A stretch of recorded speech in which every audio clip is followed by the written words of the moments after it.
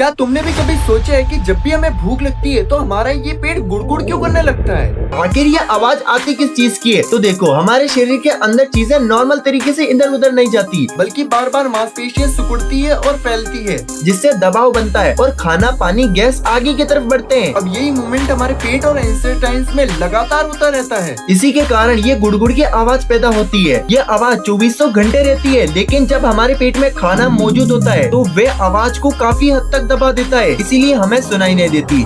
लेकिन जब भी पेट खाली होता है तो अंदर से मुख्य रूप से हवा और तरल धात और गैस होती है। ऐसे में जब भी पेट और आंतें अपना बचा हुआ कंटेंट आगे बढ़ाती है तो उनकी हलचल की आवाज ज्यादा साफ सुनाई देती है। और इसीलिए जब भी भूख लगने पर पेट से गुड़गुड़ की आवाज ज्यादा महसूस होने लगती है तो वो अलग ही लेवल की आवाज आती है। तो सुनने से पहले लाइक एंड सब्सक्राइब जरूर ठोक देना।